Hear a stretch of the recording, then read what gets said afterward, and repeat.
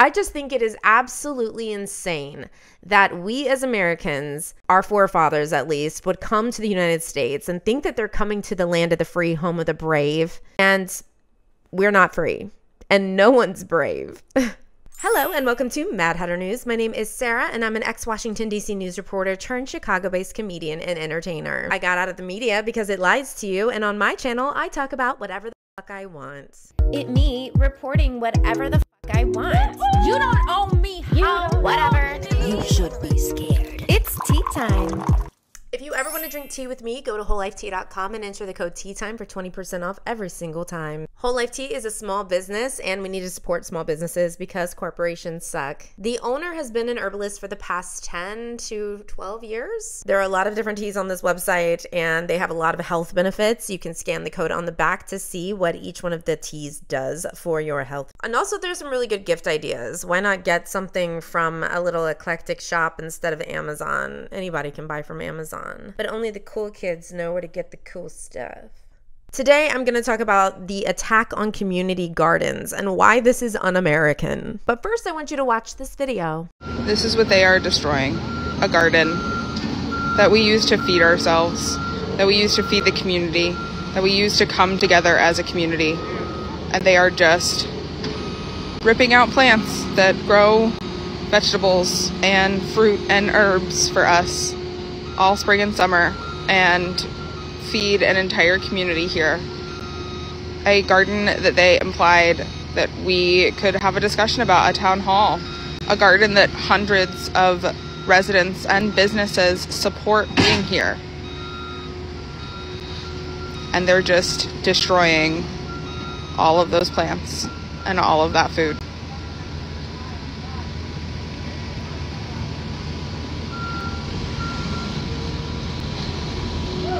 To replace it with turf. This was a Black Lives Memorial Garden in Seattle, Washington. This is a dedicated, recognized memorial space. It was created by Black and Indigenous farmers, designed as a form of peaceful protest and to feed the community. The people who tend to this garden also are educating the people of the area about the history of the area and also Black and Indigenous communities' history, and even how to garden. Local businesses have signed petitions saying that they agree the garden should stay and that they actually like the garden and they think it brings the community together. And the entire community has overwhelming support for the garden. Now, of course, we live in a capitalist society, so someone's going to take this area and sell it, right? I mean, Seattle is a very highly priced area, and if there is land, they're going to sell it. Now, it is illegal to grow and sell produce that has not gone through inspection, but it's not illegal to gift it, and they were gifting it. But there was overwhelming backlash from the community because of this. It was making the paper, and the community said, no, we want to sit down and discuss this. So what the city did was they said, okay, we'll sit down and discuss this with you. So the city told the members of this community that they were going to have this opportunity to sit down and discuss this, and that they were going to notify them of the date, which was going to be sometime this month. So of course, the members of the community were patiently waiting on this and had shut up for a while, right? Next thing you know, they're tearing up the garden, and the meeting had never happened yet. The city just came in, tore up the garden. My question is, who is this city working for? The people? Clearly not. There were protests from the community that kept the mutilation of this garden at bay for 2 months, and then they told the people of the community they would have a town hall meeting about it.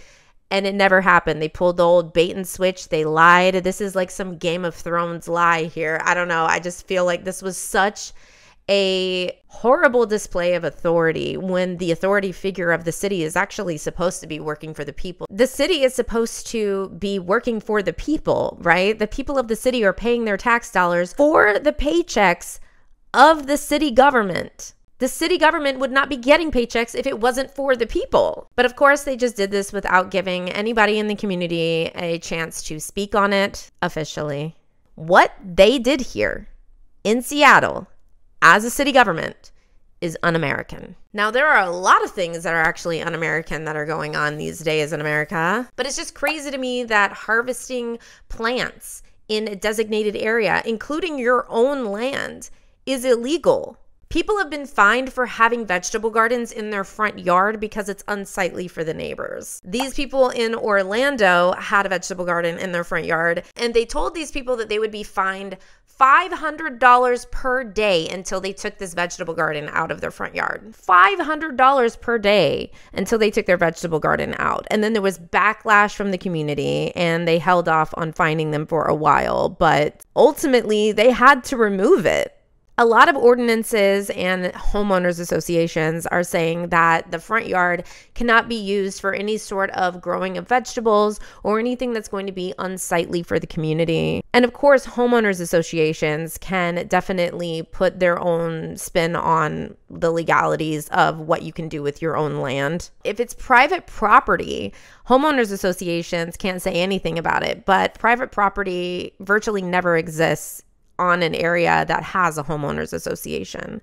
So let's say you own a home and the land that it's on, that doesn't make it private. That means that a homeowners association, if you live under a homeowners association, they can still tell you what to do with your own land, which is insane to me. I had a friend when I was younger who wanted her entire life, she would always talk about painting her front door purple when she gets to be older and buy her own house.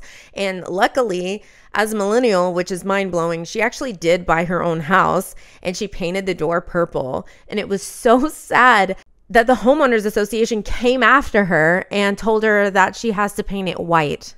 How lame is that? How lame is that?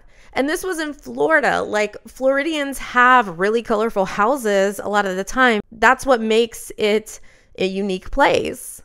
But no, they just wanted her to paint it white and have all of these houses look exactly the same. It was so annoying, and I felt really bad for her. But off the topic of my friend's purple door, it's just crazy that you can't even grow vegetables as an American in your own front yard. They're saying that you can do it in the backyard, but then obviously you can't sell it unless you have a permit. If you allow the government to tell you you can't grow vegetables in your front yard, it's only a matter of time that they come for the backyard. They already say that we can't collect rainwater these days. Rainwater that literally falls from the sky, we can't collect it and use it for our personal use. Now, it does say technically online, harvesting rainwater is not illegal. You can totally do this. It's said to be encouraged in the United States to harvest rainwater, but that's weird because people have received fines for it. And some people have even gone to prison for it, for collecting rainwater in the United States of America. And all the different states have different laws around harvesting rainwater. In California, for example, if you harvest rainwater that comes directly from your roof, no permit is required.